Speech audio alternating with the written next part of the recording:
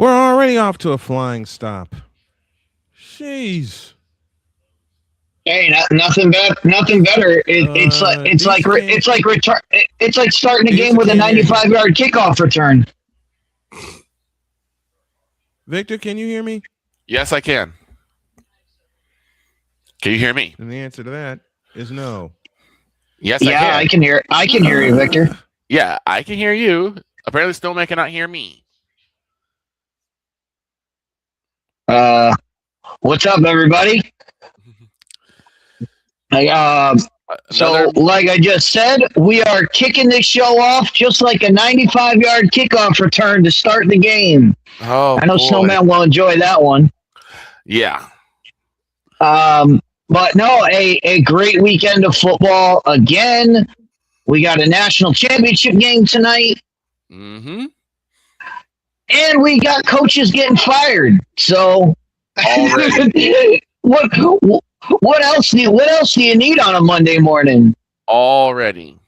I'll tell you what else we need. I'll tell you what else we need on a Monday morning. Vodka.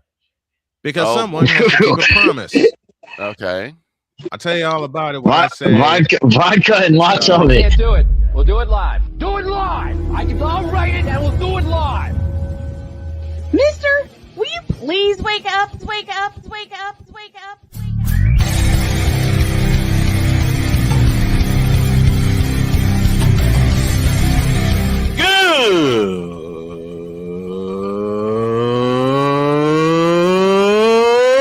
Good morning.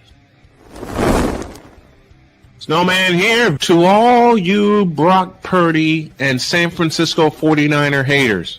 Shut up! I gotta thank you, Shane. I mean, whatever happened to the games where breaking 100 points was, I don't know, unusual?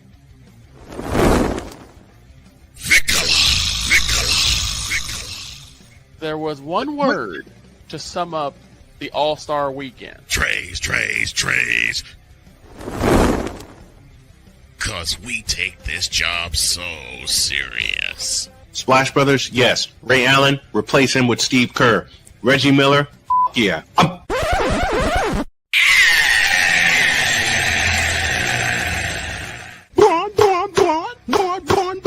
What in the all types of blue hell? Describe fair season. Oh yeah!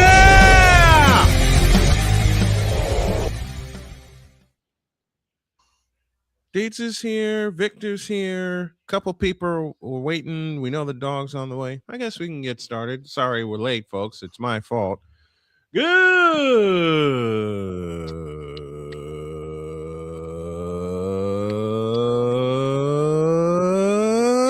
morning. Welcome to the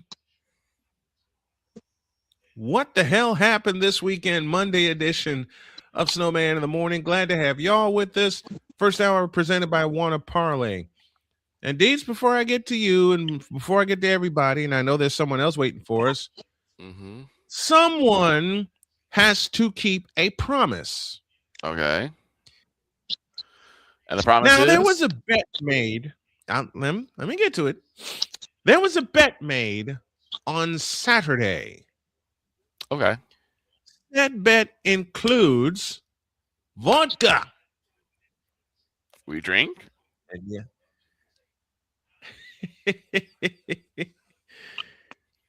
During my live stream play-by-play call of the Broncos and the Buffalo Bills, and we'll get to the Bills in a moment, someone made a promise. And that promise from this pretty young lady said, quote, if the Broncos win, I'll cosplay as vodka. Close quote. Well, it looked like she was going to get relieved of said duty when the Bills came all the way back, led by 4, and then, just like the Bears did last night, coughed it up. At what, Winnie? Hold on, folks. She want out. Yeah, she wants out. Okay. Winnie's out. So, when Denver actually came back and won 33-30 in overtime, and I'm not doing a dote of the week, I'm just using the horns for presentation. And now, folks, we present to you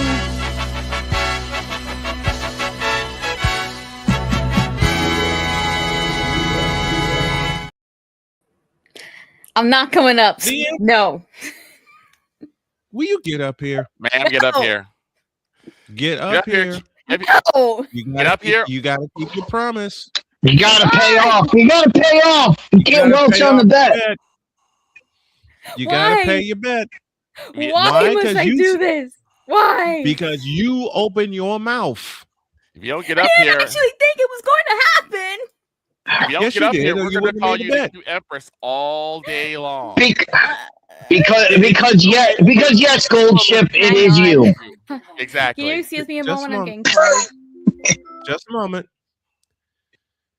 Well, while she takes care of that, we're going to take care of this.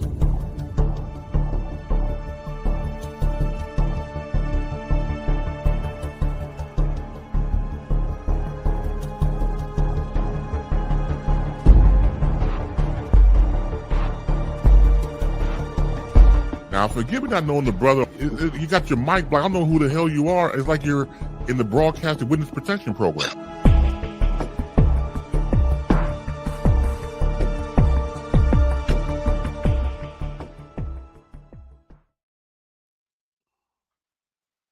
Good morning, Playmaker. What's up, Playmaker? Why are you looking? Why are you looking like that, man? The sigh of relief he has. That's the most dejected I've ever seen somebody for winning a playoff game. Correct. It's been brought to my attention that somebody made a bet and they trying to back out of the bet that they put out. Mm-hmm. Is that what I'm hearing? She made a promise. Yes, she did. And the promise was that if the Denver That's Broncos even worse. That's a promise. won, that if the Denver Broncos won, she said this, quote, "If the Denver Broncos win, I will cosplay as Vodka on Monday's show." Close quote. I mean, she's got to do it. Now let's see it. Why would you put yourself in that predicament? So why would you put yourself in that predicament? So you did it to yourself. So now you have to pay up.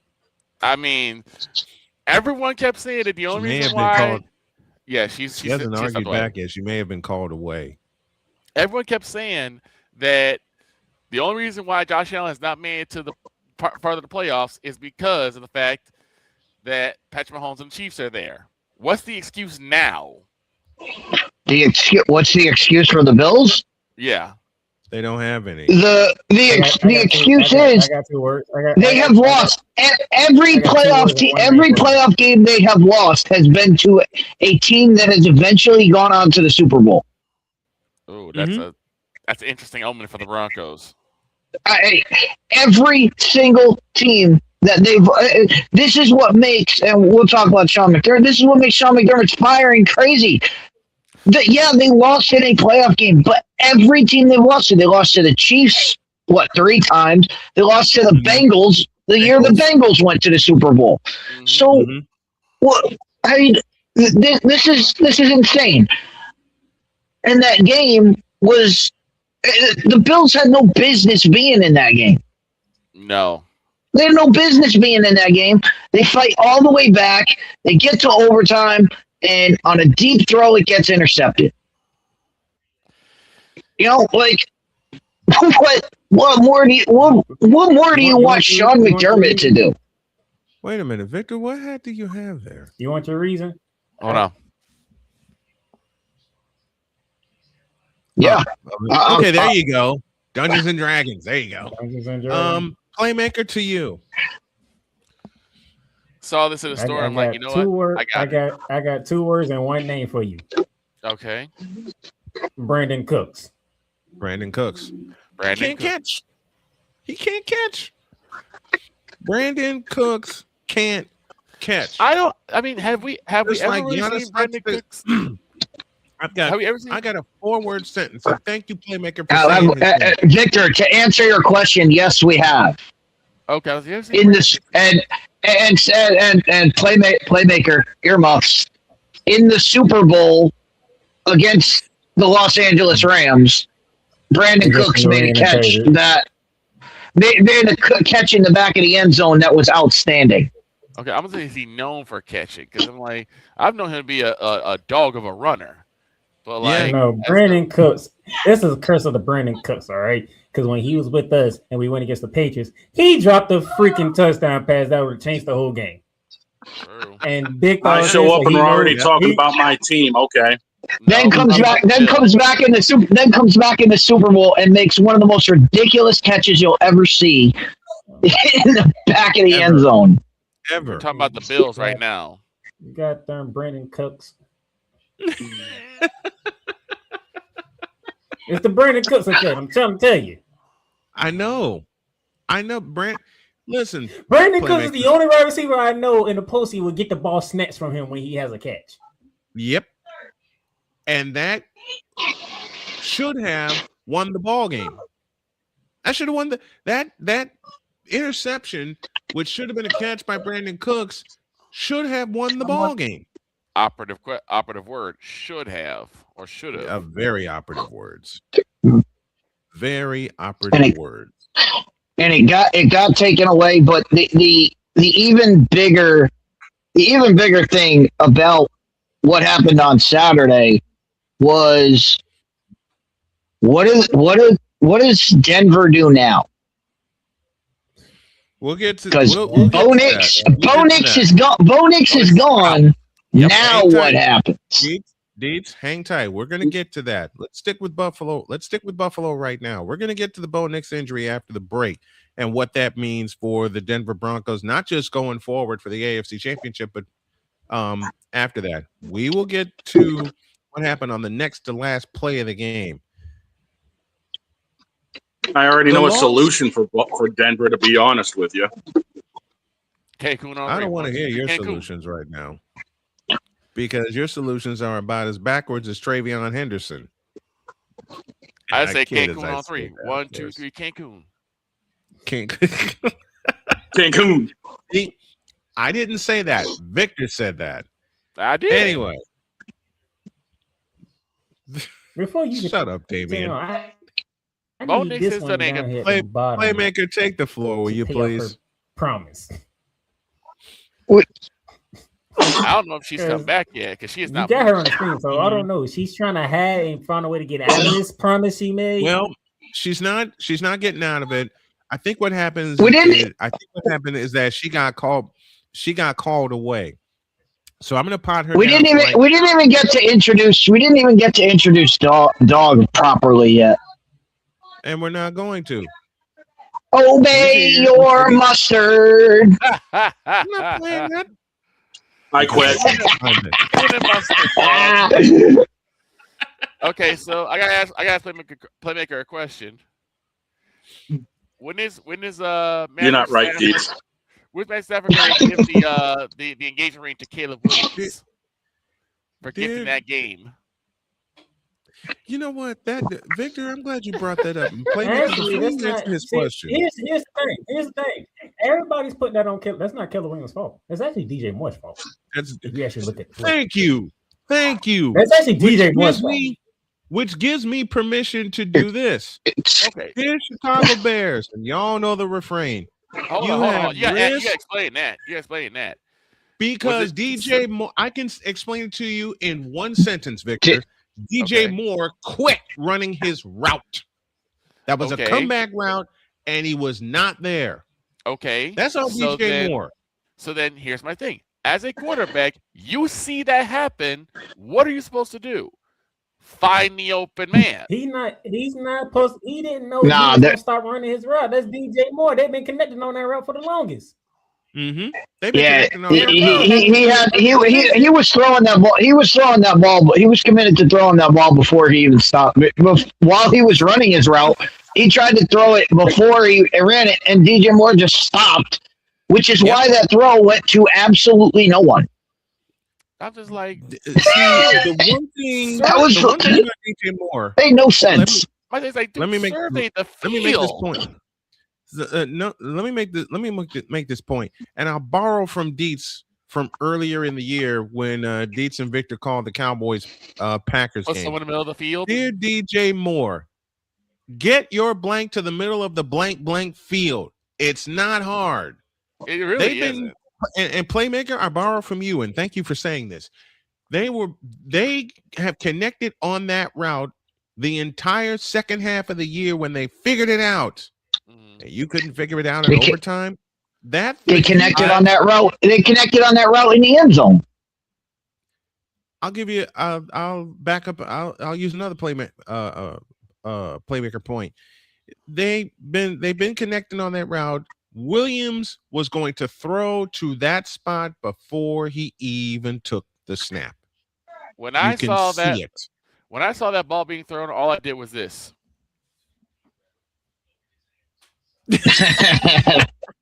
Yeah, If I'll buy that. you are in distress, take off your baseball cap and throw it in the air. Now, why'd you have to throw Dungeons and Dragons away, man? Isn't that what the 90s did? What is wrong with you? No, but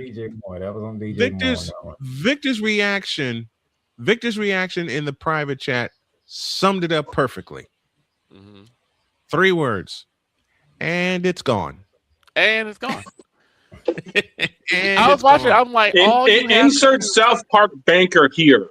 Here's the thing. Here's the thing that gets to me, and I know Deez is gonna because he was speaking about this in the private chat. Mm-hmm. The Bears had numerous times to score points. Why is it that on 3 separate occasions you try going for it on 4th down? Why are the Bears? I'll couple that with this question, Victor. Why did the Bears attempt 4th down 6 times? You know why? When all you had to do the curse of Dan Campbell. No, not Dan Campbell. He knew Matthew Stafford was on the other side. Mm-hmm. That's even more reason. That's even more reason. That's even more reason to kick the field goal on your first drive, get your points on the board, and be up 3-0. And they go down. The Rams go down, score a touchdown. Great. It's 7-3. It's 7-3. You're still in the ball game. It's 7-3 and not 7-0. Yeah, there's no reason. There was no reason to go for it on the first drive. And then once you went for it on the first drive, you had to go for it again on the second drive. It just domino effect. It just compound. And instead of it being 10-7 when the Bears did score their first touchdown, they should have learned. It should have been instead of it being 10-7, it was 7-7. They should have learned this against Green Bay because they did the exact same thing in Green Bay. Thing. And then Green Bay choked it right back to it. Right. But I said this. Green Bay choked it right back to him. I said this to Allie. If you want to be honest, both head coaches did not call a great game. No. But I said this to Allie. You cannot rely on miracles every single weekend. And yet they end up getting one. And they get one on a play where Caleb Williams is falling back 20 yards. It was like a Madden play. He's running around 20 yards, throws it up as high as he can, and wildly Cole Kmet is standing wide open in the end zone. I don't know how Cole Kmet got that wide open. I know how he got that wide open. Because he pushed the guy out of the way. He pushed the guy out of the way to get wide open. I got to ask this question. Is it just me, or is Caleb, like, all of a sudden afraid to run the ball? Or is he just not Yes. There are Do you really want me to honestly answer that question, Victor? Let me explain. There are numerous times in the last 3 games, keyword number 3, that Caleb had a pretty decent lane to just scramble and run for the ball and get the first down. And he's like just dancing around trying to find someone to throw the ball to. Trying to extend the play. Well, that kind of that kind of showed me, and I asked this question. I mean, it showed me they didn't really move him at all. It kind of tells me I think maybe there's some underlying issue with Caleb Williams as far as some kind of injury to his legs. Because what showed that to me is the touchdown that they scored in I think it was the fourth quarter. Yeah, it was the fourth quarter when they went for it on third down. And on third down, they ran some weird looking off tackle play that made no sense. And then the fourth down play, he just stood in the middle. He just stood in the middle of the pocket. Like, if you're in that position, why not third down, run a bootleg, move the pocket, get him out on the edge where the Rams have to decide, do we recover the receivers or do we stop Caleb Williams from running a touchdown? And they didn't do any of that. And you watch that entire game, they did not sprint out of the pocket. They did not do things Caleb Williams normally does. They didn't do those things, and it makes me wonder, did he have some kind of a leg injury going in that it might not have been enough to force him not to play, but it might have been enough to make him say, I can't push it to fourth gear. Even so, I still would think he would have tried to push it to fourth gear because it's a playoff game and you're at home. It's a playoff game. You're at home. I mean, there's a part of me that's just like, you know what? Just be glad for how it went down. I mean, the Bears should have been like bottom of the NFC North. Instead, they ended up winning the NFC North, winning a playoff game against their hated rival, the against the Packers. Only what I'm saying is, like, if you have a pulled hamstring, like where it's not a strain, it's just kind of pulled. You're trying to work it out. Like you know, hey, if I push off on my leg, this thing's gonna snap. And playoff game or not, you just don't you can't do it because the muscle's just not there. That's something it came to me while I was watching the game. When I was watching that sequence of third down, they didn't even try to move the pocket, get him in a position where he can run or pass for a touchdown. And then fourth down, they did the same thing. He just stood there in the pocket and he's just standing there. Let me get Playmaker's thoughts on not just that, but your thoughts on your Rams' performance overall in that game, even though they did win and they have to go to Seattle again for the NFC championship game. Let me give Playmaker the floor here. Not a great performance on the offensive end. It took Sean McVay to the second half to realize, we can actually run on the Bears. Like, they're not one of the best defenses in the league. The Bears lived off turnovers. Yep, all year. Mainly pass turnovers. And guess what the great thing is, guess what you did do on the offensive end? You didn't turn the ball over. Exactly. Now, the thing is, I need Sean McVay to stick with the run. Because you just went to stick there, just did drop back with Matthew Stafford to begin the game, and then you got comfortable. It's like, we can actually throw. No, you have to run the football. When you ran the football in the second half, Playmaker was getting yards. Playmaker, I praised them last week for finding out Blake Corum exists. They didn't use Blake Corum till third down in overtime. They weren't really using Carryon Williams either until the second half. They did not use Blake. They had busted Blake Corum out, and he had a bust out game in Carolina, and he didn't touch the ball at all. The other thing I asked Playmaker is, because you were probably watching this more tightly than I was. Was it Bears defense or was it LA? Was it Sean McVay not deciding to go to Puka Nacua? Because it seemed like he had that one catch in the first half, and then I really didn't hear his name the rest of the game. But was that Bears defense or was that McVay? You give some. I want to say a little of both to the Bears defense because with number 9 and number 6 for the Bears, they was all over the field. Mm-hmm. Every time you turn around, it was either number 9 or number 6 making plays. I'm like, good gracious. And I said the Bears are not gonna be able to keep the Rams out of the end zone. But when it came down to it, when you needed it, who did Matthew Stafford go to? One play, we gonna hit Devontae Adams. The next play, okay, you want to blame that slot corner like you've been doing? Bam, you got. And by the way, Dennis Allen, why would you send the one corner that is on number 12? Why would you send that one? Before we go to break, Damien's not gonna like me for this, but I don't care. Oh no. Plays by CJ is not gonna like me for this, but I don't care. Okay. Dear Chicago Bears, give me this camera. Oh no. What are you saying oh no for? You knew it was coming. Dear Chicago Bears. That's why I said oh no. You have risk, mortgage, thrown away, yeeted away, thrown away your future worse than Jacoby Brissett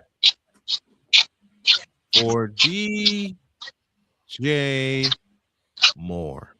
I knew it was coming. And then on top of that, you backed the Brinks truck up 2 times. That's for you, Pizzle. 2 times. You found it. This guy. Hey, you found it. Caleb Williams gonna be a problem. Caleb Williams gonna be a problem. I agree with Playmaker. Caleb Williams gonna be a problem. If Caleb Williams was a problem, I say this jokingly. If Caleb Williams was going to be a problem, well, you know what? I retract that. I retract that. I retract that because I got 100 Caleb Williams jokes in my head, and I can't make any of them because he guided his team to the playoffs. I mean, he played overtime worse than Jacoby Brissett did for the Patriots in the regular season game, but that's a joke I'm allowed to make. Let's go to a break. When we get back, Jay Spivey is here. Oh, back in the news.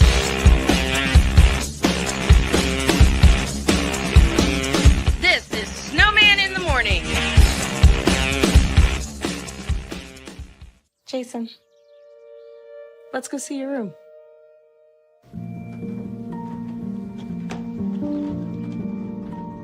What do you think? We kept it a little spare so you can decorate it how you like.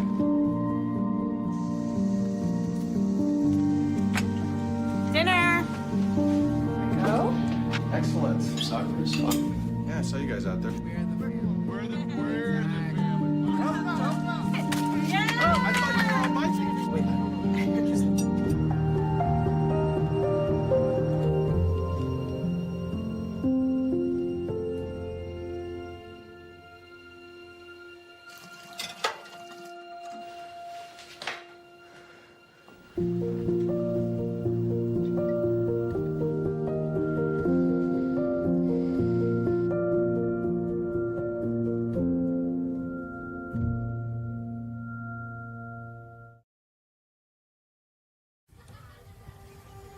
Owen, let's talk for a second. Hi, Ellen. Come on in. When you came into my life, it was a whirlwind. I just can't do it. It'll come to you. It won't. We had a lot to learn about each other. A lot. Hey, that's good. Things were changing so quickly. We didn't know what the future would hold. Any of us. I just wish you felt more at home now. But we knew you would always be a part of it. Adopting you was the best decision in our life. And I'm so proud to call you my son.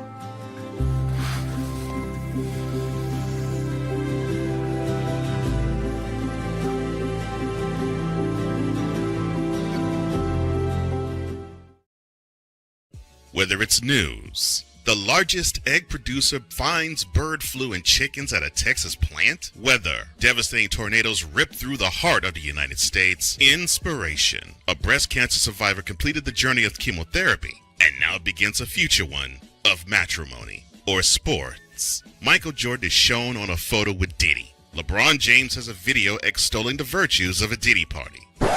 This has been yet another beating a dead horse presentation. We got you covered. BS3 Network, in association with Comey Media Incorporated, proudly present The Morning Shift with Cole Johnson. Live every weekday at 8 a.m. Eastern, 7 a.m. Central.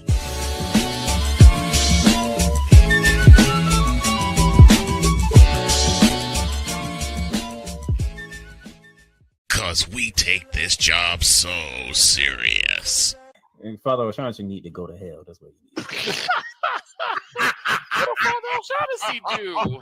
I quit. We're done here. I'm done. We're out of here. What in the all types of blue hell? This is Snowman in the Morning.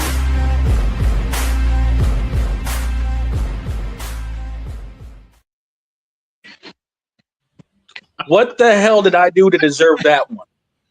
I can't I don't believe I know. even put that in there. I have no idea. Well, what yours What is the hell next, did I do to deserve that? I got one. I got a new one I'm working on for Victor. The one, You wanna know the that question? one that I brought. Is that damn hat you wearing?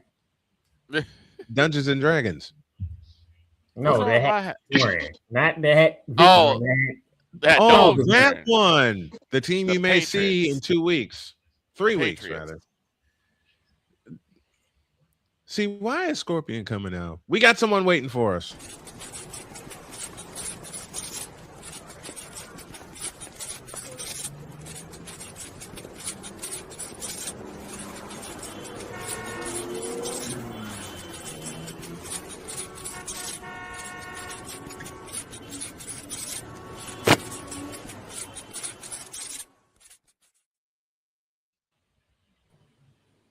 Carolina, we go, and Jay Spivey is with us. Good morning, sir. How are you?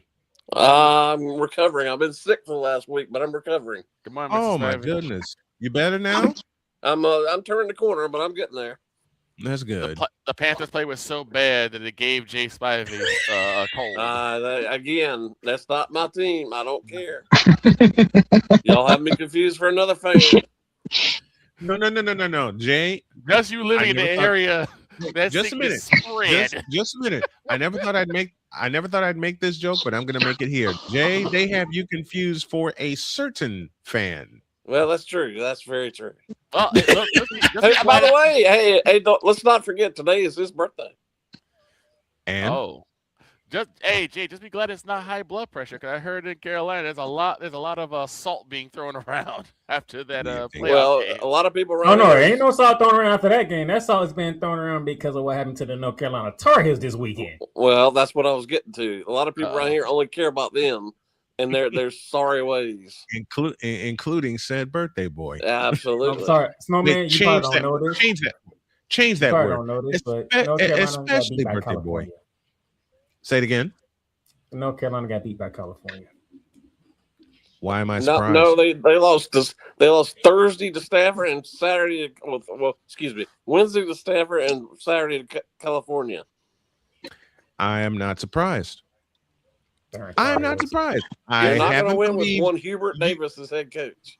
You know something, Jay? I have not believed in the Tar Heels since April 4th of 2022. They're not going to win with Hubert Davis as a head coach. Is it just whose idea was it to bring Hubert Davis in as Never mind. Boy You thought are- it was a great idea. It's that game that you miss is the reason why. Well, you know But what? Before You know how I feel then, about everything that was game. good, and then you decided to show up in that national championship game and take a grew up. double-digit lead at halftime, and they say, "Oh, the second half don't matter." You know how I feel about that game. They thought beating Duke was the championship. Thank you, Jay. Jay's And talked about I it. Here's my problem, though.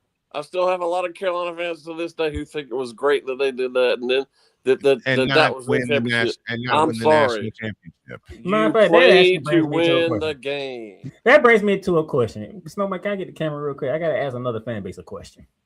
Oh no! All right. Ohio No, State you fans, can't get are y'all because you didn't call. You call for it. Call for it. Give me the camera. Ohio That's what I State was fans, y'all still happy about beating Michigan this year and not being able to win the next championship? That's a good point. Good That's question. another one I hear all Great the time. point. Great And then point. last year they lost to him and won the national championship. So which was And won the doggone thing. And yet a lot of Ohio State fans that I know still consider last year a failure because they did not beat Michigan. Here's the But you problem I won have. the national. I swear I've to God, had that this is conversation true. with one Ohio State fan I know. And he Here- a couple of weeks ago, he turned the corner and said, Jay, he said, you're right. I should listen to you. Here's my problem. Is Carolina just trying to become like the sorriest sports team in the country because or state in the country? Because like every single team has just fallen apart. Hey, not the Blue Devils. Not the Canes. Not the Canes. Not the men Blue Devil teams. They worked in the top 5. Not the Hurricanes. Gotta hope put back on you on that one. Victor, let me answer your question. Did you not see the opening that I play each week for Jay Spivey? I live in Carolina, but David Temper wants attention. The Tar Heels is a white and cheese crowd. Yep. Keep Cam going. Newton elite. And we'll get to that. We'll get to that in a minute. We'll get You guys are missing the obvious joke here. That's actual facts. North Carolina lost Atlantic Coast Conference games in California. Yeah. That makes absolutely zero sense. And Texas. Just a moment. Just a minute. They lost ACC games in Northern California. Yeah. And we had this conversation. Wait a minute. Makes no sense. They lost both ACC games, which started late at night in Northern California. You can't make this up. No, you can't. You cannot make this up. Jay, There are Jay, three ACC losses. let me ask. There are three ACC losses: are Stanford, Cal, and SMU. And SMU put a foot up there behind too. And SMU stomped a mud hole in them and walked it dry. Say they got a mud hole stomped in them at SMU. They go to Northern California expecting, God help me for capitalizing that word, 2 wins, and they got slapped with 2 losses. One to Stanford at Maples Pavilion and one to California at Haas Pavilion. Really? And they expect this team to compete for a national championship? They have Hubert Davis. They have Hubert Davis as their head coach. What was Jay, you said the other coaching candidate when they were hiring at the time. Who was the candidate that was better fit? I know they you should have said his hired name. Wes Miller. That's the person. Who's now at, where is he? Cincinnati, right? Cincinnati. Who just knocked off Iowa State. Who knocked off Iowa State. And there's the appropriate. And thank you to Shane's Friends Dogs. There's the appropriate response for that. Right. There's the wait, Wes Miller's at Cincinnati. They knock off Iowa State, and the dogs that Shane are watching just go completely off. You gotta love that. And the Bills are completely insane. Completely insane. Let's get there. Let's go there now. This is what we led with, and then like Caleb Williams throwing 3 interceptions, we got intercepted by the Bears. Give me this camera. Let's not forget about how sorry the Texans were yesterday. Oh my God, CJ Stroud. Oh my God, Stroud was terrible. How many turnovers? 5 turnovers. I think 5. Yeah, 5 turnovers. 4 interceptions. That game had a higher turnover. That game had a higher turnover ratio than Kim Kardashian's bedroom. Well, if you heard Aikman at the end of the game, Aikman said, "For the Texans to get where they want to be, he's going to have to improve during the offseason." Now I get it. You didn't have Nico Collins, and you lost Thornton. So it's like no, those are his fault. But those are his fault. No, I'm not. I'm saying I know how Houston fans are thinking right now. But CJ, you cannot sit here and just throw the ball any kind of way to avoid a sack. He's regressed in the last 2 years. And that pick 6, gave the Patriots a lead they would never relinquish.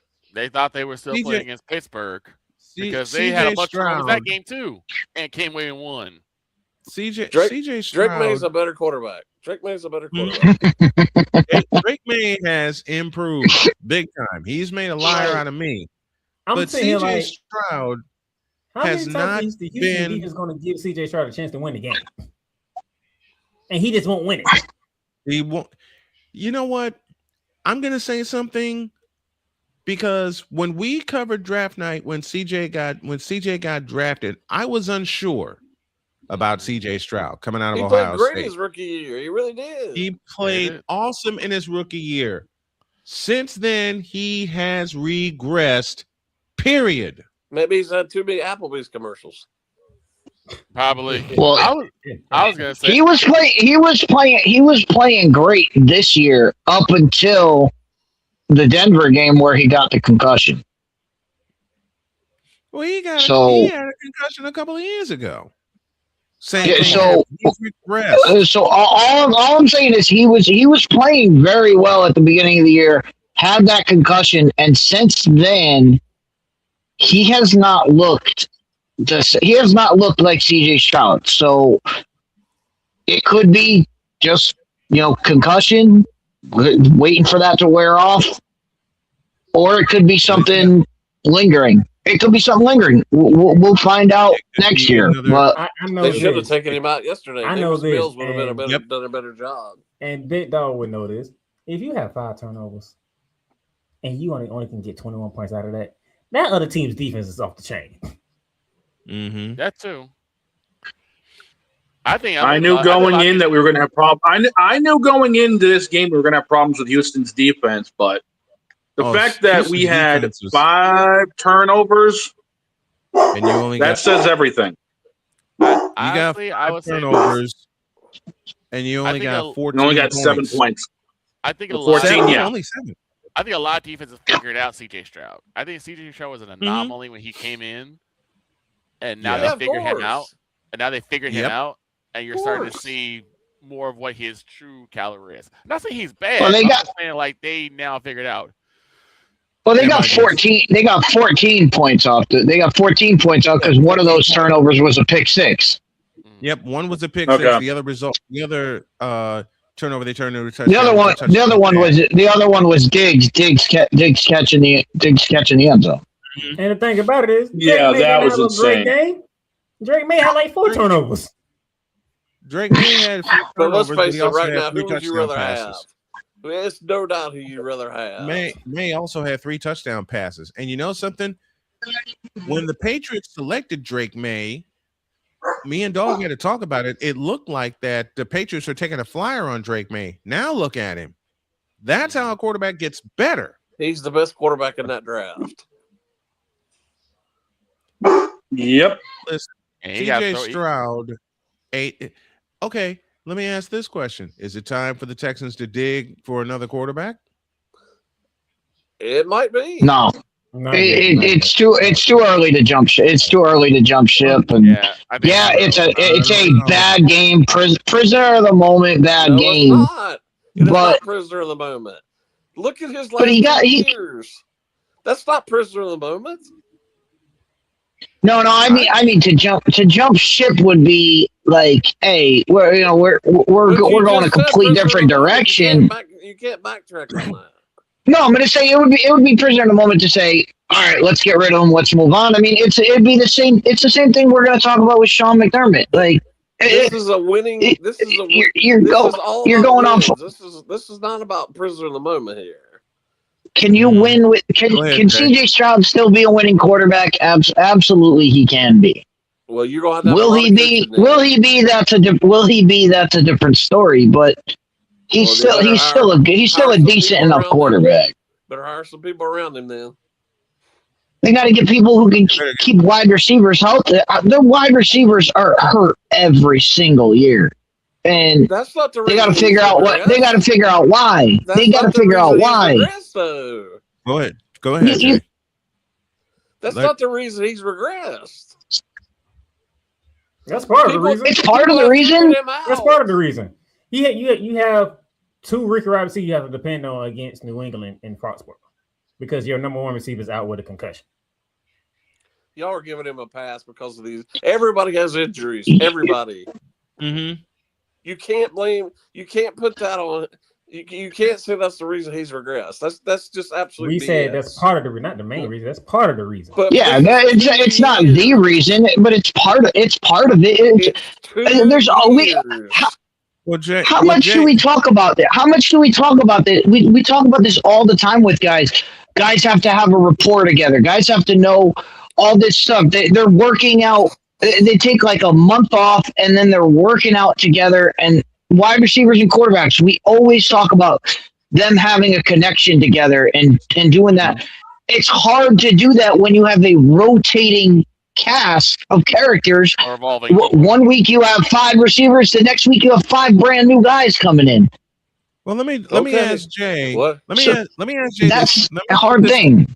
And let me put this question to Jay. Let's have Jay explain it. Jay, why has CJ Stroud regressed in the last 2 years? I think you see it a lot with rookie quarterbacks.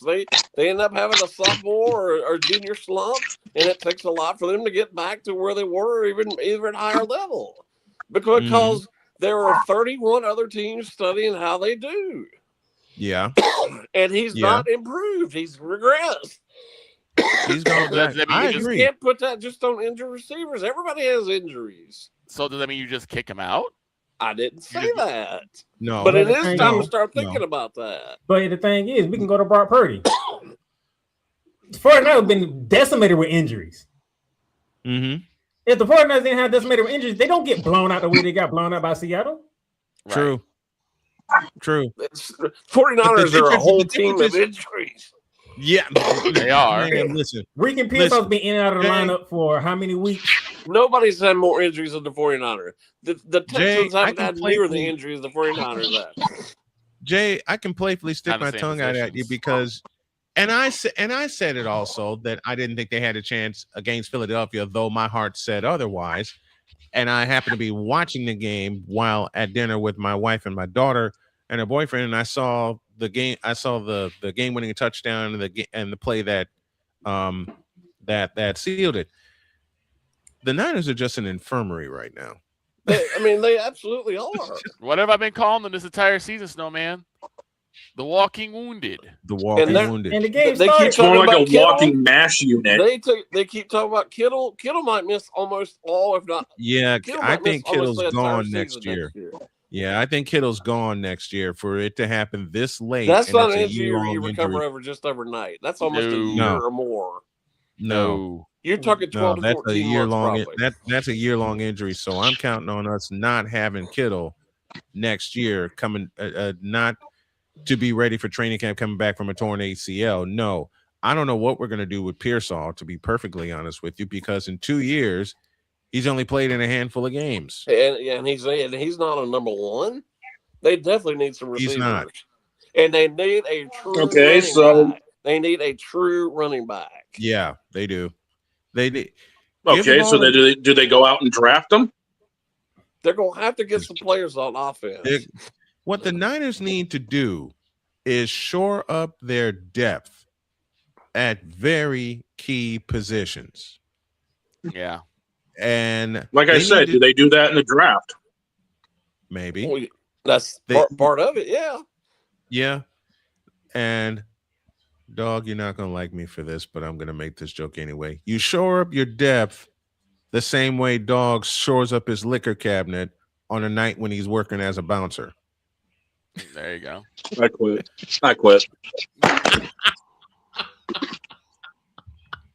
You sure?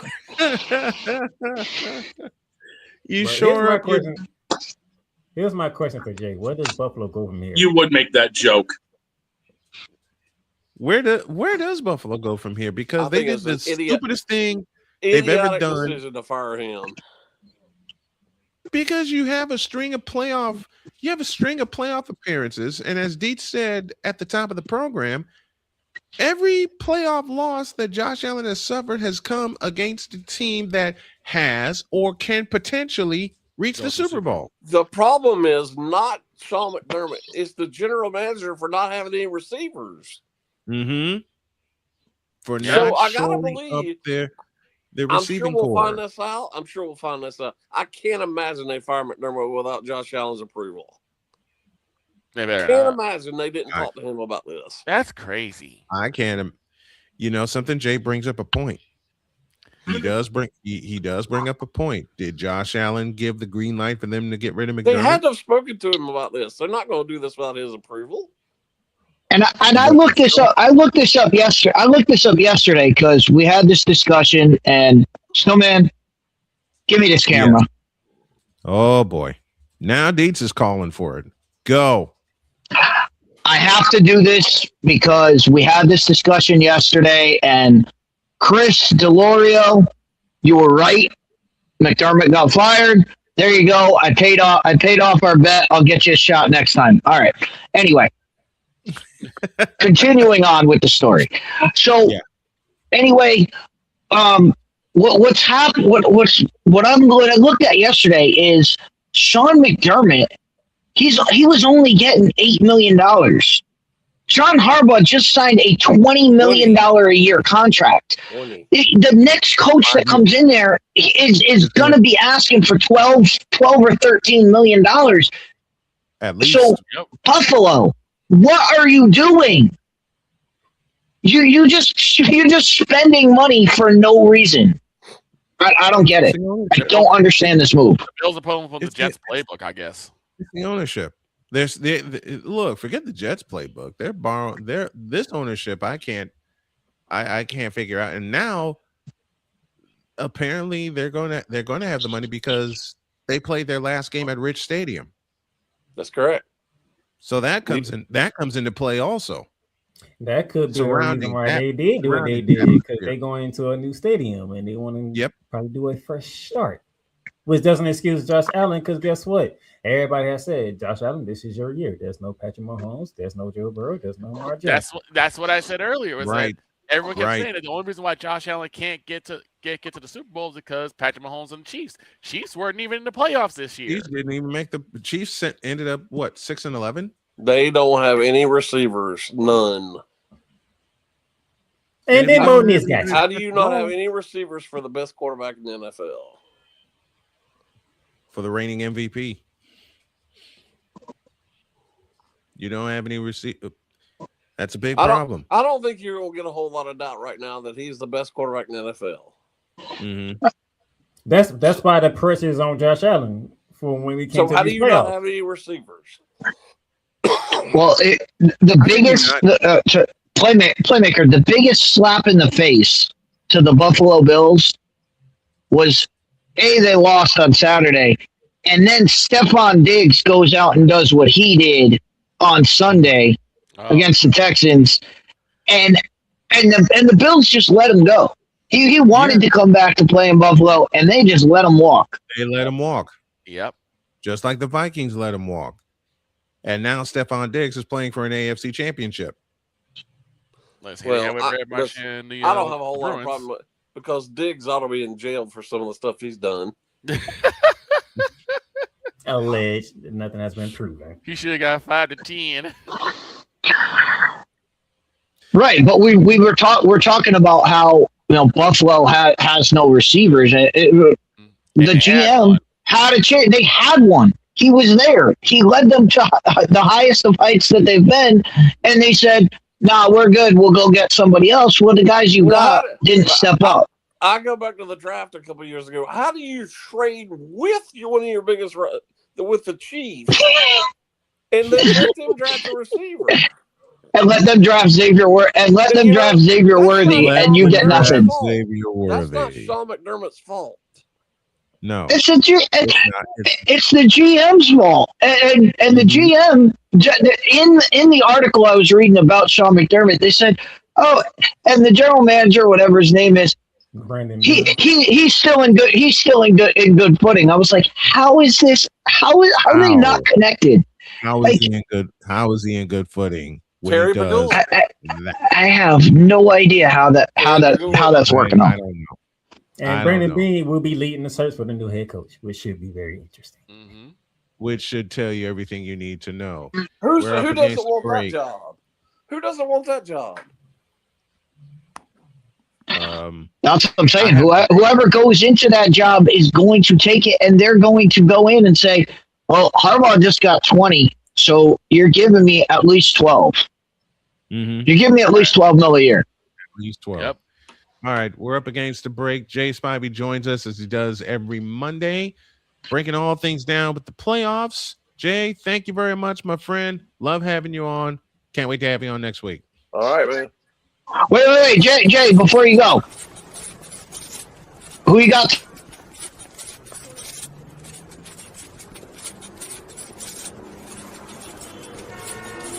No, we didn't get Jay's pick.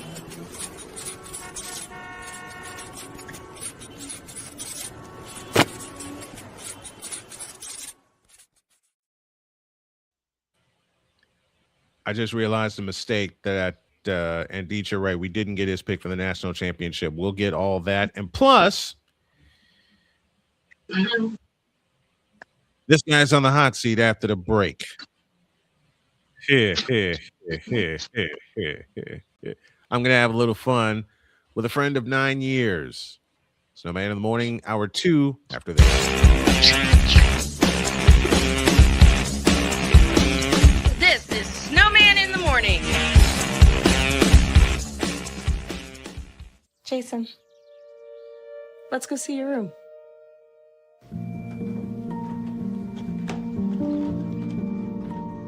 What do you think? We kept it a little spare, so you can decorate it how you like.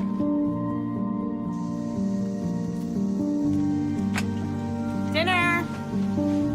Go. Excellent. Soccer is fun. Yeah, I saw you guys out there.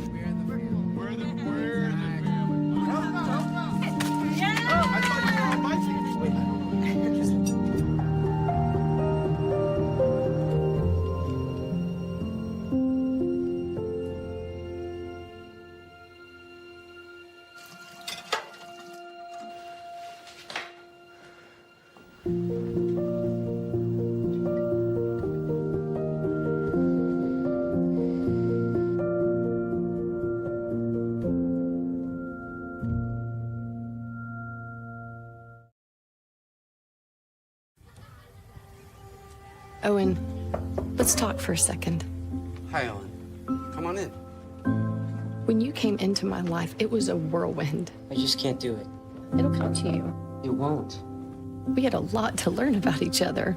A lot. Hey, looks good. Things were changing so quickly. We didn't know what the future would hold. Any of us. I just wish you felt more at home now. But we knew you would always be a part of it. Adopting you was the best decision in our life. And I am so proud to call you my son.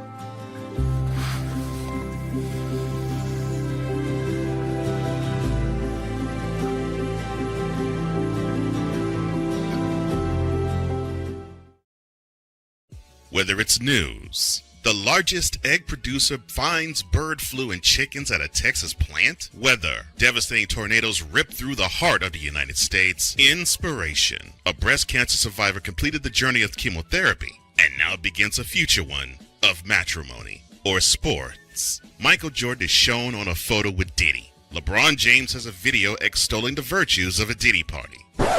This has been yet another beating a dead horse presentation. We got you covered. BS3 Network, in association with Comey Media Incorporated, proudly present The Morning Shift with Cole Johnson.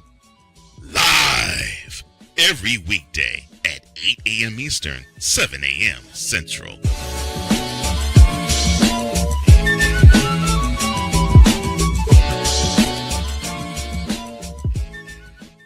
Because we take this job so serious. And Father O'Shaughnessy need to go to hell. That's what he needs. What did Father O'Shaughnessy do? I quit. We're done here. I'm done. We're out of here. What in the all types of blue hell? This is Snowman in the Morning.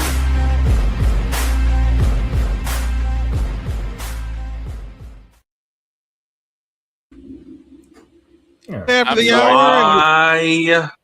I'm sorry. Because it's fun. We need to have a discussion. Okay. About because this is like blowing up the internet, like, and now it's starting to get on my nerves.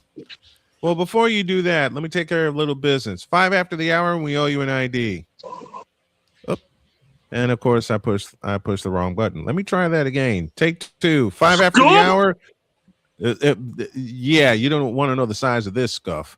5 after the hour. Now 6 after the hour. We owe you an ID. This is Snowman in the Morning. You're listening to WQVZ, 1700 AM Mission Radio. For me and the Lord, we got an understanding. Oh, We're on a mission from shucks. God.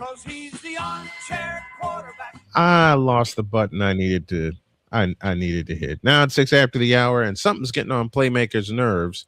So I'm not even going to wait for him. You know what? There's someone else we got to bring in. I was about to say, hold up a second, Don't we have a reveal? Allow me. Don't we have a reveal? Allow we got a me. reveal. Allow me. Okay. No, Because I know I'm doing this right now. Go ahead, dog. Go ahead, dog. I know a cure for Denver's ills. It's called vodka. Wait a minute, vodka? Vodka! We drink! No, this vodka races. Bring her up. Come on up, vodka. Don't call me vodka. Can we call you Cute Empress then? No. You can call me Empress. It's not cute, Empress. That's a lie. If you don't That's bring a it lie. up there so we can continue on with the show. Wait. Just a moment. If you call me cute, I'm not coming up. Yes, you are. I'm not. That's a lie. Now get up here. Come on. You pay your tithes. Fine. Okay. Fine. There she is. Hi. Vodka. Wait, what happened? What happened? My wife is singing the Indiana okay. fight song. Getting ready for the night. National championship tonight. Yours truly on the call. It's Miami and Indiana. 7:00 is our pregame. 7:30 is the kickoff. That is what you heard. My wife singing her alma mater's fight song. So it's the Cute Vodka Empress. Gotcha. I'm not cute. Too late. What? Cute.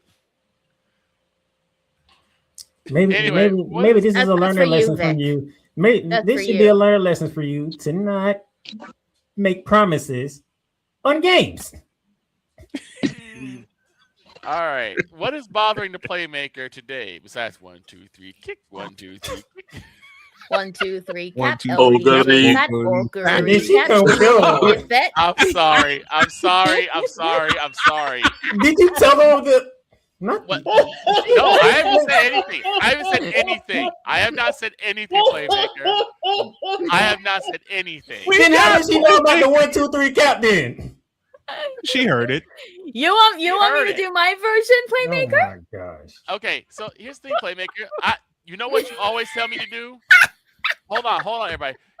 You know what Playmaker always tells me to do when he does his show? He always tells me, get everybody, spread the word, get everybody in here. Get everybody in here. This is the same thing I do. Same thing I do every morning. So Get of everybody course, in here. whenever Shooting Lights Out is on, I was like, hey, everybody get on in here. Shooting Lights Out is on, and Playmaker and Cole are on one already. You want to hear my version, Playmaker? No, I do not. Just a moment. Yes, you do. No, I do not. Yes, you do. No, I don't. Oh, you don't? Huh? That's a lie. I don't. No. It's already bad enough that the very first thing Victor puts in the chat is the 1, 2, 3 kick, and then thankfully Victor was still in the chat when Cole was doing his thing, and he got to call cap on Cole. And I'm like, thank you. Yes. See, I can be useful. I can be a useful engine at points. I'm like, Cozy, they out here going and Victor. I was 1, 2, 3. I'm like, thank you, Victor Victor. Thank you very much. when Victor did that, when Victor did that, I laughed so hard my stomach hurt. The fact that Cole enjoyed it is what then- made me happy. Because like Cole, like our burst out, like he's like, I love the fact that caught on. I'm like, I'm sure you did. I'm like, it's like everything we do get caught on, but especially by this group. Hey, this is how we pay homage to all the other This is how we pay homage to every member of this team. Like, if you Because want to see the original stuff, I'm you go still to this trying to show. figure. I'm still trying to figure out what the hell Father O'Shaughnessy did to end up going to hell. I don't know. What Father O'Shaughnessy did on that June afternoon. No, I don't. I think he But you know something? This is where I pay homage to both the Empress and the Playmaker at the same time, because I kind of, sort of, maybe hopped in Discord the day Victor said 1, 2, 3 cap, and I may have repeated it several times. So then Jen takes advantage of it, and out comes 1, 2, 3 cap. Old Gertie fat. Oh Lord! I've improved it. And then I've improved it. There's I've more. improved There's it. more. I may kind of, sort of added a twist to it. Oh no! LBJ Fat. But it is not. This I Wednesday. am not a part of. This I am not a part of. Okay. It is not. It is not Wednesday. It is not Wednesday. So I will stick to the schedule and save it for Wednesday. That's a lie. This is. I had nothing to do with this. Can I say it yet? Oh, I know you have nothing to do with that one. We need that. We just need a sound. We need that wide sound bite. It's not Wednesday. It's not. We would wear that. We would wear that out so bad. We need wise here, period. Wise, if you're listening, whenever you get a chance, hop on with us. Here, let me take care of something real quick. And there's something else I need to take care of. Now, last week, I put the dog on the hot seat and made him laugh uncontrollably. This week, I have another victim. Oh.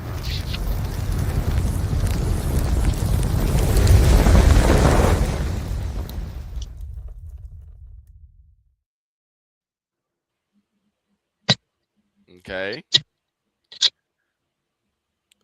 Who's on the hot seat this week? This guy. What? Why? Because he's one of my best friends, and he always finds a way to make me laugh when I don't want to laugh. Yeah. And I'll relay 2 stories about him. One of the first years we were together on the air, as I mentioned, we would tape our segment in advance. Well, one week, saw on the schedule, 2018, Iowa and Northwestern were scheduled to play in Iowa City. And we all know Dietz is a big Iowa fan, and we all know why he's a big Iowa fan and the tradition they have at Kinnick Stadium. So when he described that, Dietz, and I love you for this, brother, just launched into why Iowa was going to, how'd you put it, drill Northwestern. I'm sitting back laughing so hard, my stomach hurt. I'm trying to get him back on track, and he must have been talking for 10 minutes. I hung up the phone. He called me back. And it's still going. But when he called me back, he says, "Are we still recording?" Yes, we're still recording. And he goes off again. And the last thing I heard him say was, "And that's why Iowa will beat Northwestern." Yep. Then Dietz heard me cracking up laughing. And Dietz goes, "What? What'd I do?" I said, "Bleep you, Dietz." And I hung up again. He called me back again, and he says, "How long did I go on?" I said, "Total 35 minutes. He's like, "What?" And then the line that broke me for the rest of the day. He said, I gotta do this right. He said, quote, 35 minutes and I didn't do one thing to break down the game. Cool.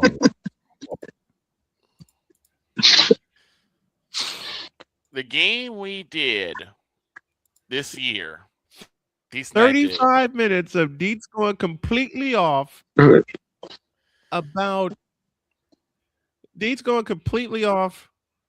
NU and Iowa. Mm-hmm. And not one X, not one O. Describe the tradition. Not one play. Which I love dearly. But he just went off. Which I love dearly. And I wound up playing the whole thing on this show. I broke it up into 2 parts, put a break in the middle of it, and he said, great job editing that. It took an hour for me to edit that doggone thing. Now, I'll share this one, and y'all are familiar with this next one. Mm-hmm. So Dietz and Vic got together and called Cowboys Packers. In fact, Here we go. Dietz begged me all week, and he said, "You got to let me call the Cowboys Packers game." I do. Yes, I was Cowboys game. I didn't want to do it. I want to do a Cowboys game. I didn't want to do That's it. some bulls. Yeah, right. No, I'm kidding. I'm kidding. I know you were hesitant, Victor. Dietz was not. Dietz was like, hey, I'm ready. I'm going to be at the bar Sunday night. You got to let me do it. All right. You're on. So I'm sitting here in studio. I put the link together. Dietz and Vic hop on. Dietz is doing a great job. And then I hear the first line that broke me. Yep. Prescott goes back to pass and he throws it to, oh, Jesus Christ. Oh, that was like 2 hours into the game. That was like 2 hours into the game. I'm sitting here dying. And by the way, Dietz didn't apologize, nor should he apologize for that moment. And I love that. The other one that got me was when he said, quote, put somebody in the middle of the bleep field. It's not difficult. That started football 101. That started football 101. I was in the first quarter. I was an hour into the game. An hour in. So it was put somebody in the middle of the field first, and I finally got them both cut. I just need to edit them. And the second one was back to pass, and he throws it to y'all know the rest. Oh, Jesus Christ. And I saw the look on Dietz's face after the second one. And he says, Dak back to pass, throws it to, oh, Jesus Christ. And he just drops his head. Well, we know Dak's going to mess up something. We know Dak's going to mess up something. We know he's going to go at least one. I'm sitting here dying, listening to this. And next day, Dietz says, you got to cut those 2 pieces. I finally got to it. But I had to have a little fun with Dietz. I still think the best moment Snowman was the first time we ever talked. Snowman is in Starbucks, and I went off for about 10 minutes straight, just 10 minutes of just rolling, and then I ended it with, I hope I didn't just get you kicked out of Starbucks. Yes. I think the one we have now is even crazier. It's even funnier because I was high on caffeine. First time Dietz and I ever got together. He said we should record a segment. You're on. And Dietz went completely nuts. And all you hear is the Starbucks lady go, Holy cow! Yeah. That was one of my that was I forgot who that was, but it was one of my favorite baristas. But she heard Dietz go off. She saw me doubled over. I'll tell you what, Dietz. Let me say this.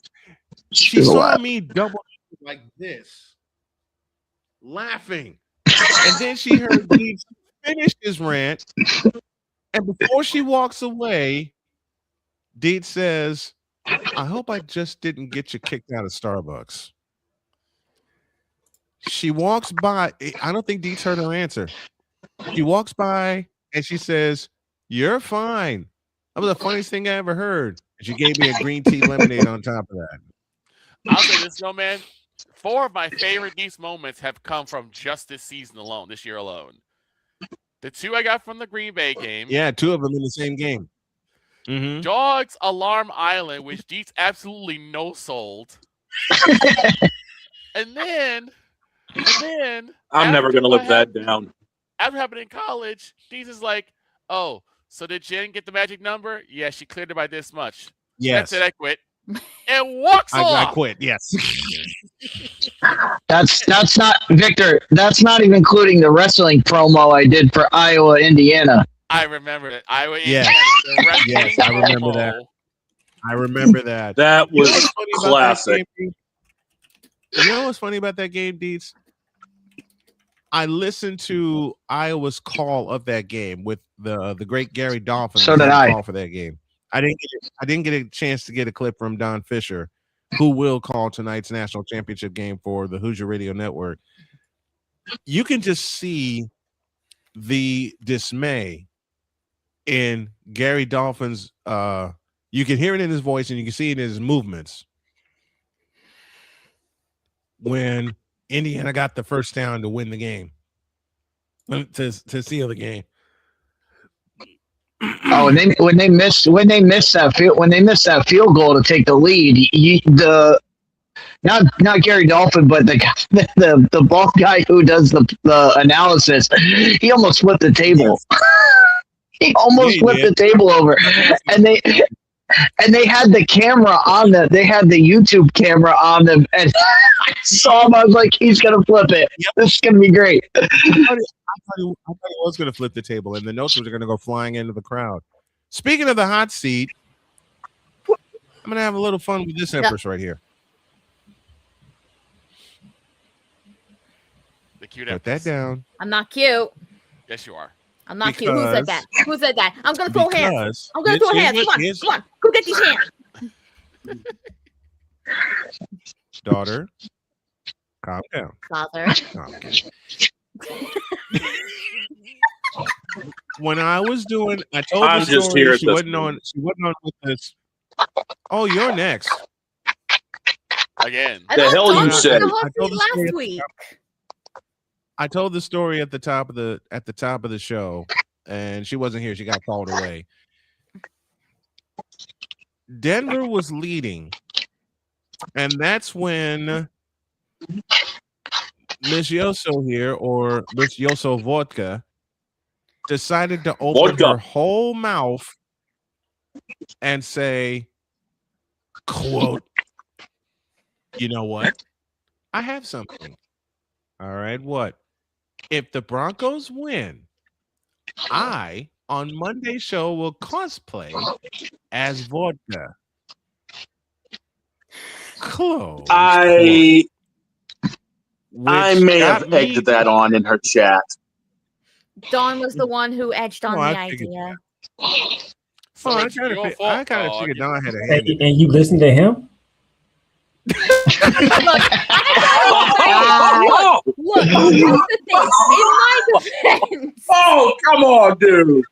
Come on. Listen, in my defense, on my stream the other night, I was browsing through Booth. I was looking for some cute outfits that I could give to Hime for her model, as well as some potential outfits for my 3D debut MMD concert. Right. And what do you know? I find for free, mind you, this is for free. It doesn't matter.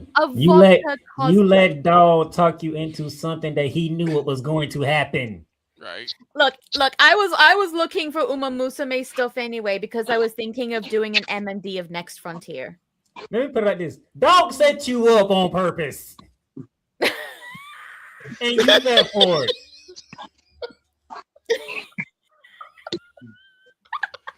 So, wow.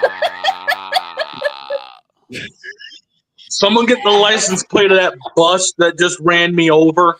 Right. Dog, you wrong for that because you knew what you was doing. You knew exactly what you was doing. If Playmaker had his camera on the whole time, that could have been a new bumper.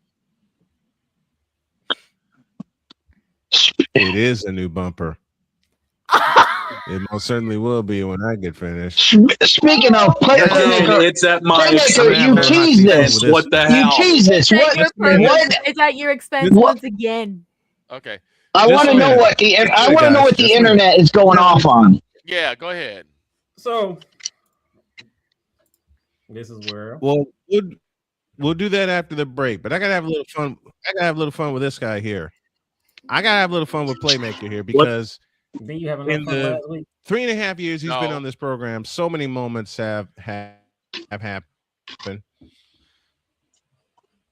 But too many moments. When he popped onto the show in his usual spot, and all you hear Playmaker after we greet him, the entire crew greets him. All you hear is this sentence. Quote, I can't believe I'm really going to do this. Push the button. Oh, yeah. Close. Yep. I remember that. Yeah, I can't forget that either because the whole chat lost their goddamn mind that day. Yeah, he came on after Snowman was going off on Angel Reese and Caitlin Clark. And he said, and Playmaker comes in, he's like, all right, go ahead, Playmaker. Go ahead, give it to me. He's like, Snowman, push the button. Yep. Push the button. It's Wednesday. You know what button to press. First of all, even I was like, you got to be kidding me. It was already a problem. It's a rarity. It's a rarity because of a certain segment, which we've done less of lately, that Playmaker shows on a Wednesday. So when he shows on a Wednesday, you know something's up. But he just looked into this. He just looked into the camera, and you can see the eyebrow on his right, my left, just inch up slowly, and you just heard him say, I don't even know why I'm doing this. Push the button. I don't even know why I said it like that because I knew exactly what I was doing. But all right. I don't know why. We got to go to a break. Playmaker teased something that has made him angry. Which means and we still have the natty picks at the end of the show. We do. Dog, you keep out of this. We got time for both. We got time for both. You keep out of this, dog, before I take one of your bottles away. Nah, I'm kidding. No. Back in a deuce. We're back in a deuce. This is Snowman in the morning. Whether it's news, the largest egg producer finds bird flu in chickens at a Texas plant, weather, devastating tornadoes rip through the heart of the United States, inspiration, a breast cancer survivor completed the journey of chemotherapy, and now begins a future one of matrimony or sports. Michael Jordan is shown on a photo with Diddy. LeBron James has a video extolling the virtues of a Diddy party. This has been yet another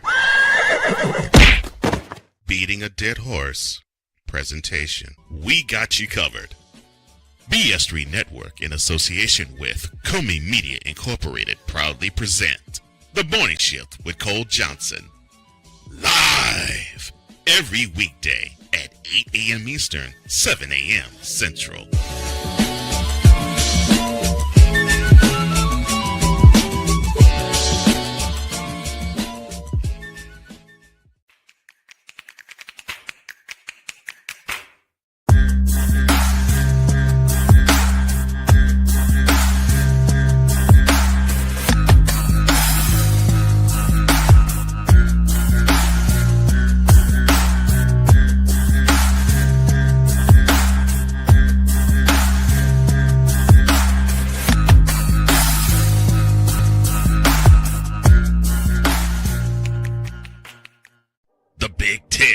You can say you're not impressed.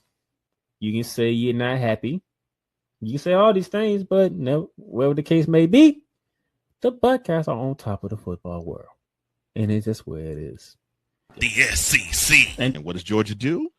Well, as a team that has a championship pedigree would do, they came out full guns blazing, just like a tested SEC team would do. And Big 12. That team right there that is ranked 15 that put up 45 points. Yes, sir. They were picked dead last at the beginning of the season. The ACC. Start with the biggest name first. Chapel Bill now. It's no longer called Chapel Hill. It's called Chapel Bill because Bill Belichick is now the head coach of the North Carolina Tar Heels. The CLP rankings, do away with that. Right. Do away with it. Bring down the gridiron on the Playmakers Blog Network YouTube channel and where you can find podcasts. Because we take this job so serious. Nacho fry. Would you like a nacho fry? Would you like a nacho fry? What in the all types of blue hell? This is Snowman in the Morning.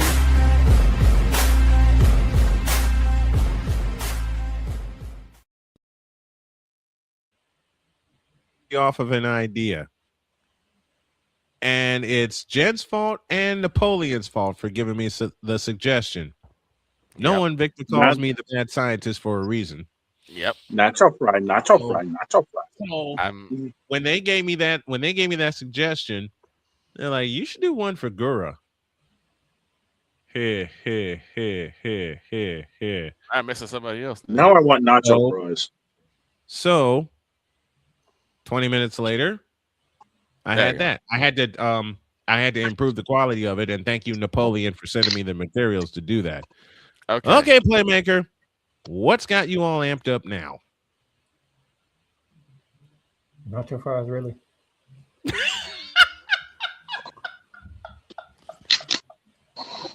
Tell me that doggone. Now I'm hungry. Hey, what's wrong with a few nacho fries?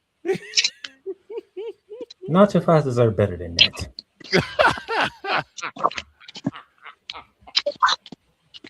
You did nacho fries a disservice. No, that was. Hey, I just took an idea and ran with it. You don't run with every idea that you get. Oh no. See, there's some ideas you think, we'll see. That should have been one we'll see.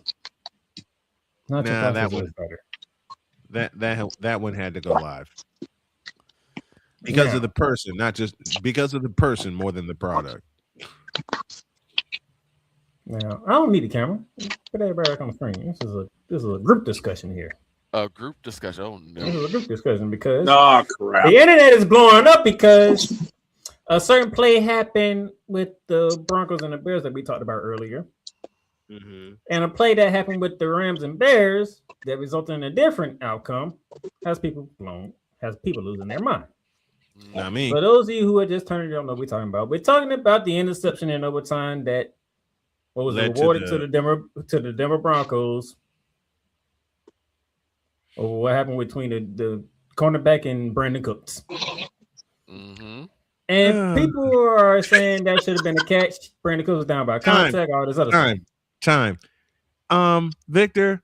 Yes. I ain't messing with you, but Teflon Don said this.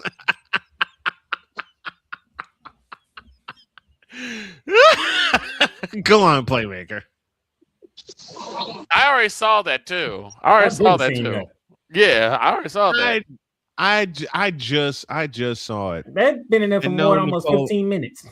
And no, Napoleon, I'm not wearing the ogre recap you found online. Continue, Playmaker. On the Bears and Rams game, people were trying to figure out why was the Devontae Adams catch a catch and not a fumble for a turnover for the Bears. Okay. I'm gonna go to Dietz first. Uh-oh. Okay. Well, the first one was a simultaneous catch. And in that case, it's up to the discretion of the call. So they're gonna let it go. They're gonna let that go, and they're gonna let them fight. Whoever fights for the ball is gonna have the ball. It's basically what happened with Green Bay and Seattle years ago. The Golden Tate, the Hail Mary. Fail Mary. Thank you, Victor. I was trying to think of the term. That's kind of like where usually they say if it's between the two of them, usually you're gonna give it to the offense. And that's what usually you give it to whoever. I mean, when the cornerback gets hopped up cleanly with the ball.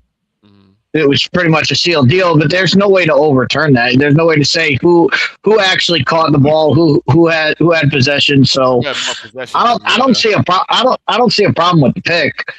Mm-hmm. The Devontae Adams play. People are saying that was a fumble.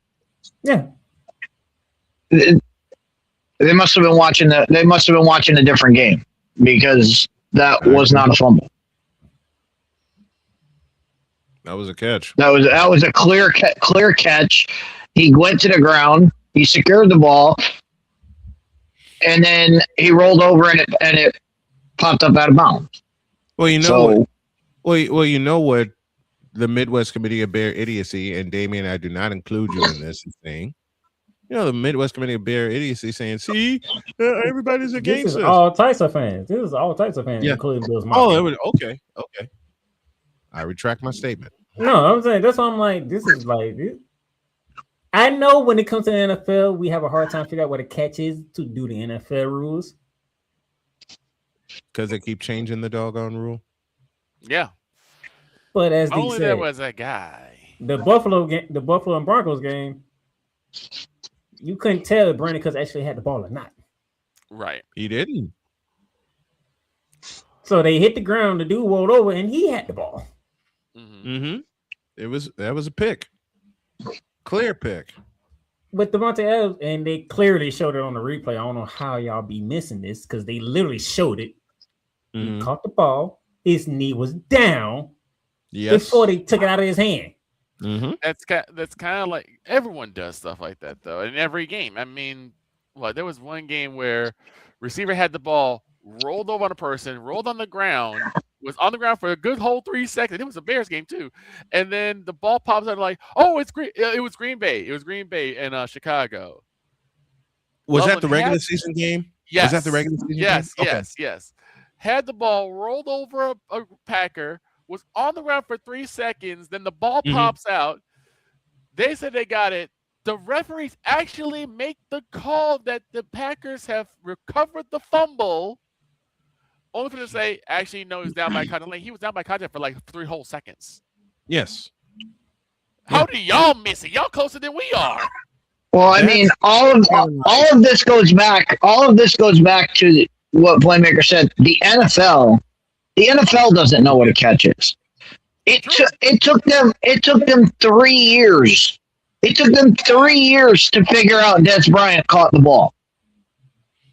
True. They came out 3 years later and said, "Yeah, we messed up."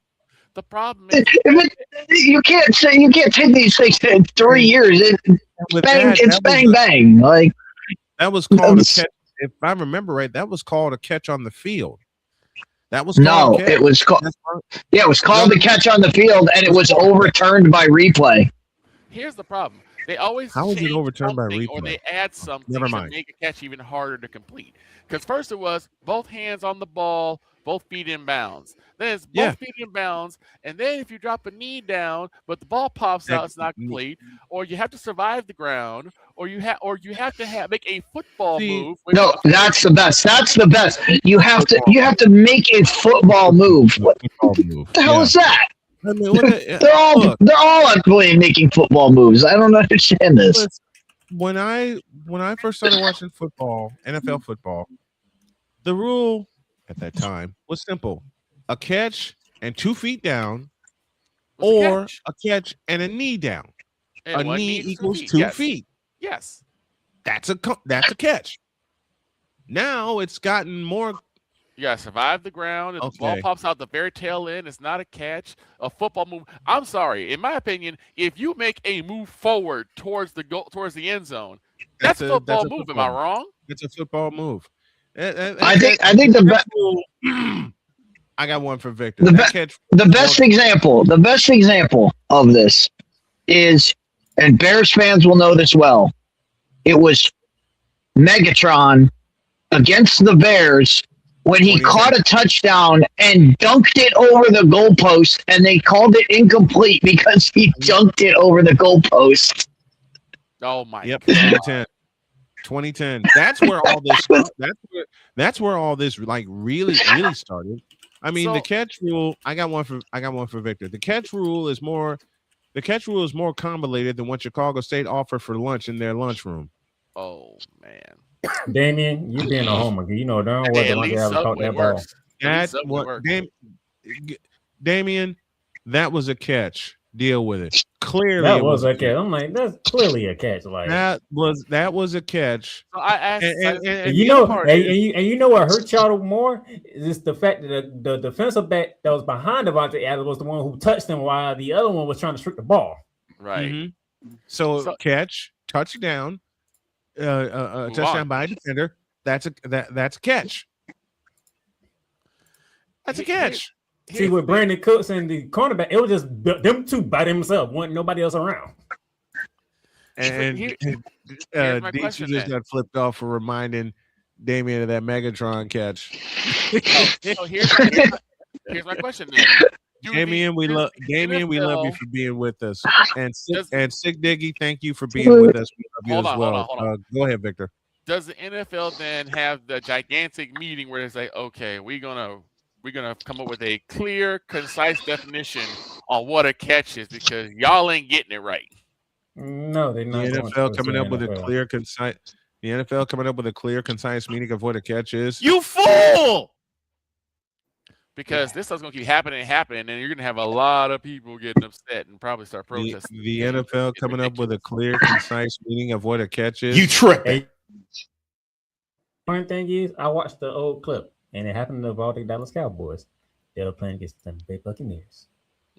Mm-hmm. When Baker Mayfield hit Jalen McMillan, which should have been a touchdown, but the cornerback came over the top, ripped the ball from him while they were going to the ground, and ended up being an interception for the Cowboys instead of a touchdown for the Buccaneers.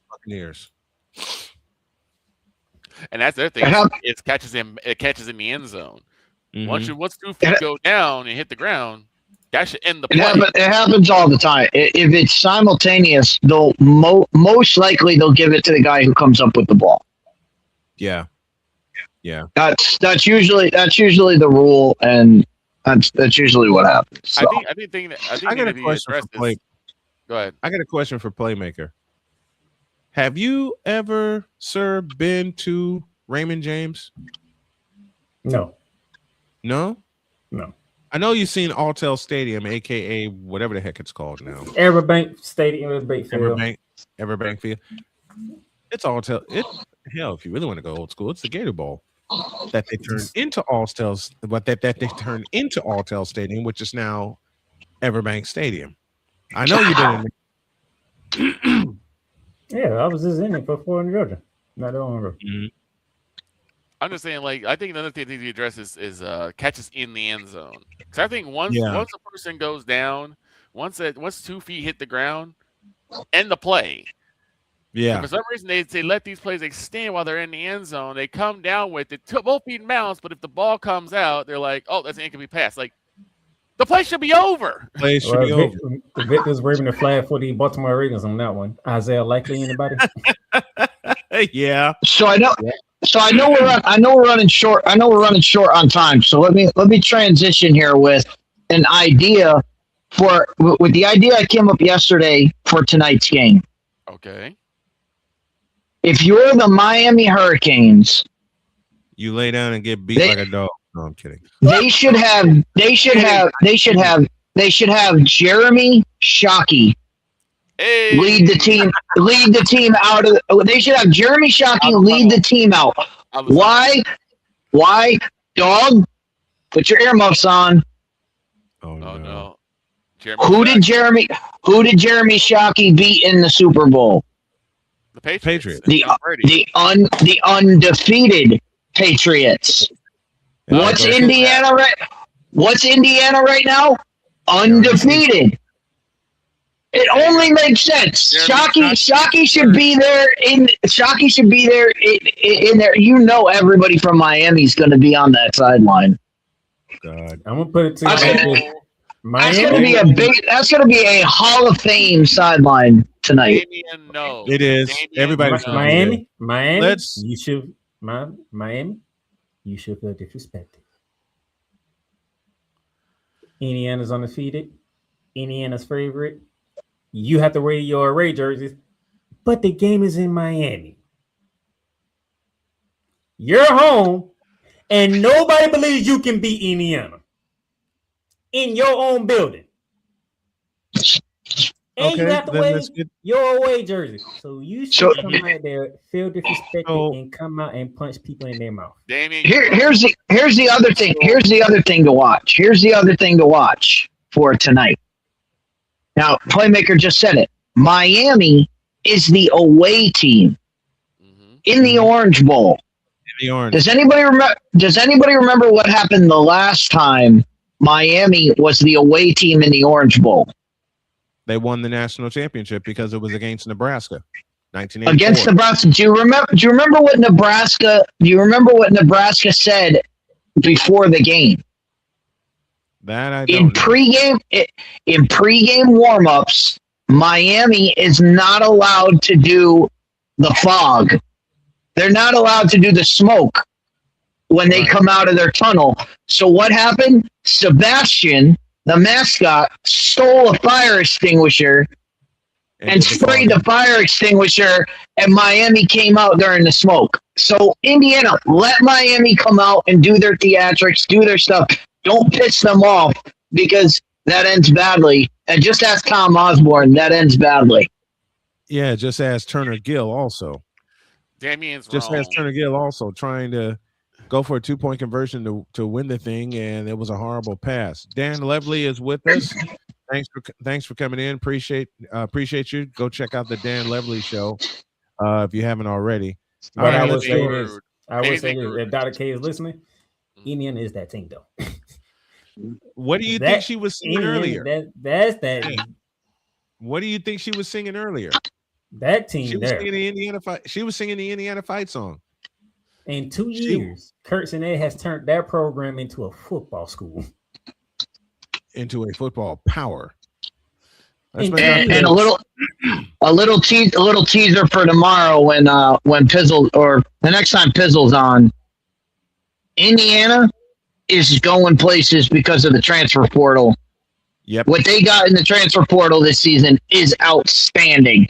So we'll talk about that, but we got a game. We got a game to pick. We do have a game to pick, and I'm going to start down here. Be you Indiana or be you Miami? This is, like Dietz said, this is like the Super Bowl when the Giants and Patriots squared off. Mm-hmm. This time, though, it will go undefeated. Indiana, but it's going to be closer than the spread. To the Playmaker. I think Miami has been good. They have won games that were ugly. Texas A&M 10-3. They have one game in dominant fashion. Ohio State. Who ever thought that? So they are equipped to be in this moment. However,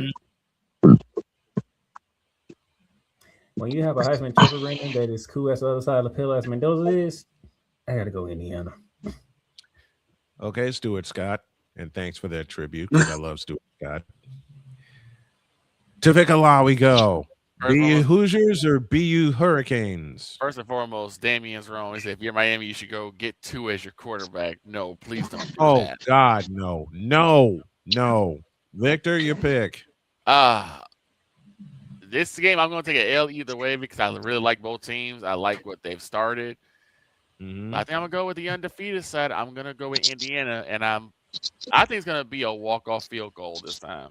Now, mind you, every time I say it's going to be a walk-off field goal, they end up blowing the doors off the other team. I They're don't think blowing it's the going to doors happen off this the time. team. Because you said it was going to be a walk-off field goal against Alabama, and I agreed. Yes. I agreed, and then that happened. Yep. Deets, your pick. All right. So it's been Indiana. Now, Indiana tonight, Elijah Sarah, Charlie Becker. Those are the names you need to learn. You need to learn and need to know them because they're going to play a part in how this game finishes. That being said, it's in Miami. Miami is going to be stoked on that sideline with as many Hall of Famers as you can put. Michael Irvin, Ed Reed, Vince Wilfork, Shockey. The list goes on and on and on and on. Dwayne The Rock Johnson. But on the field, they have a guy they brought in, Carson Beck, who has played in championship games and knows how to navigate a championship. I'm going with the Miami Hurricanes to steal a national title. Give me this camera. So, ain't no way in hell they're stealing the national title. Now, it's going to be a fight. It's going to be a fight and a half. It's going to be more of a fight than the Boston Bruins put up in 2013, but that's another joke for another time. Shut up, you! It's going to be a high-scoring game with these two teams, but I say Mendoza and the Hoosiers get it done. And do not be surprised if the score repeats what happened in 2016 between Alabama and Clemson.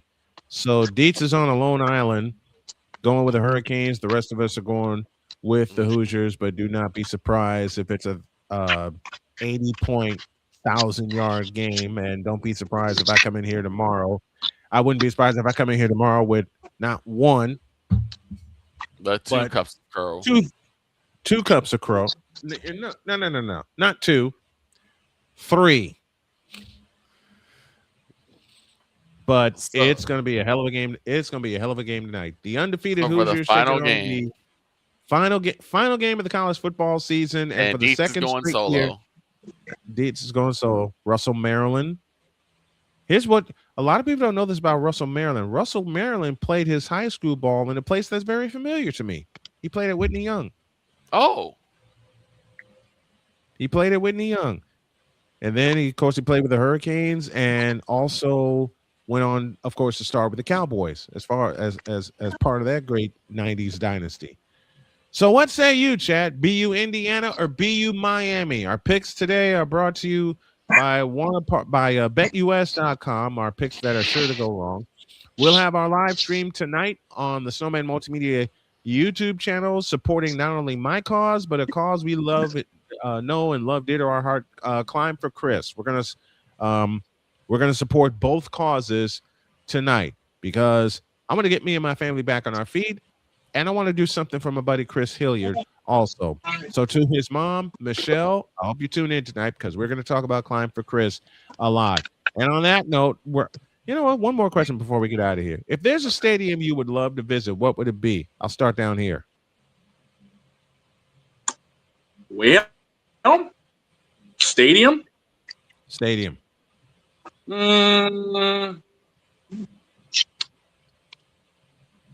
Santa Clara.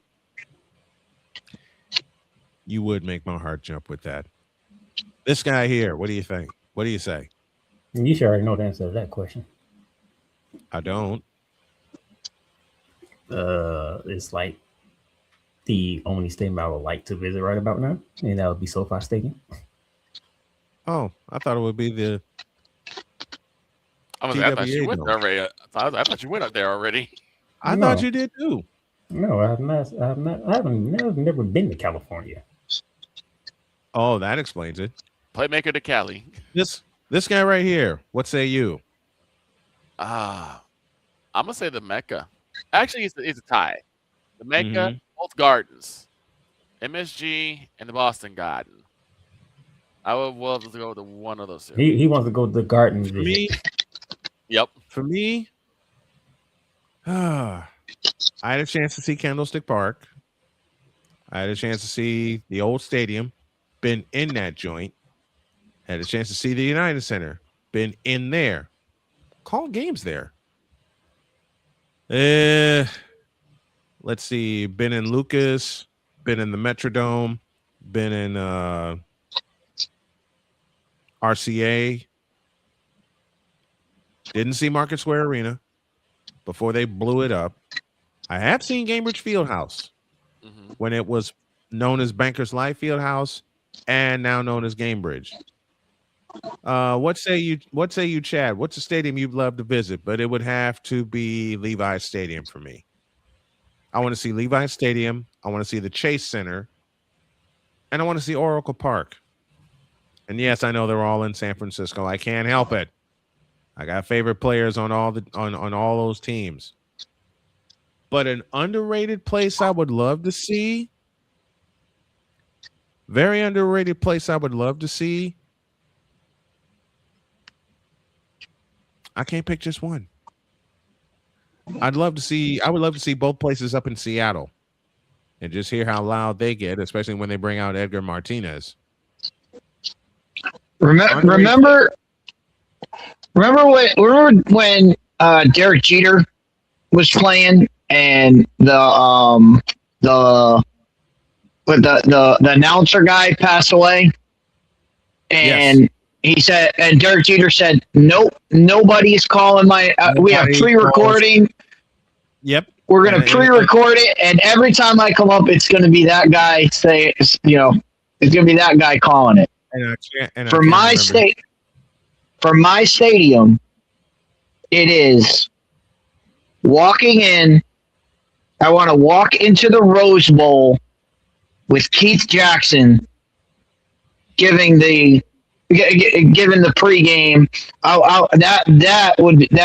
But yeah, the one for me is the Rose Bowl. Yeah, it's another one for me. I'd love to walk into the Rose Bowl. Dang, everybody want to go to California except for Victor. I went the other way. Oh, you know what? I would love to see the Rose Bowl.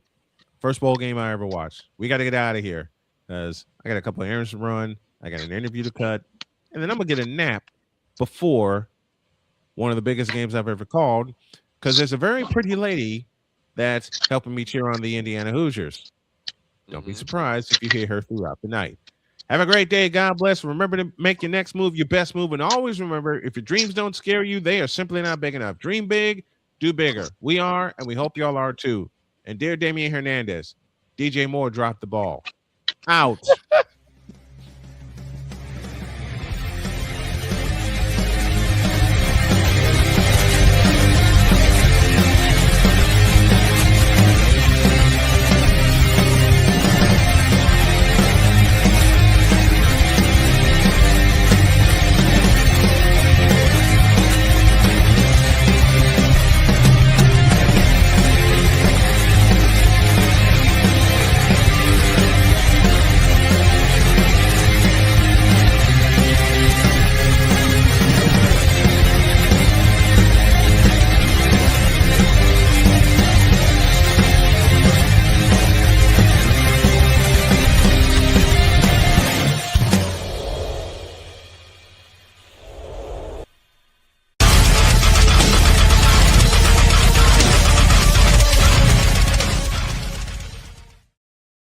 For the final time this season, we saw the number one quarterback, Caleb Williams.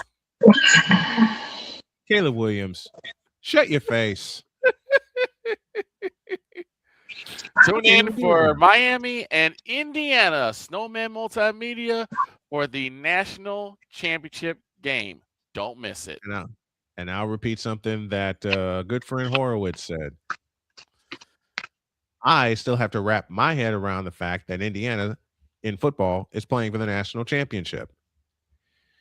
I'll share a funny story about my wife tomorrow concerning the Big Ten championship. See you tonight for the national championship and see you tomorrow for the show, folks. We're out of here.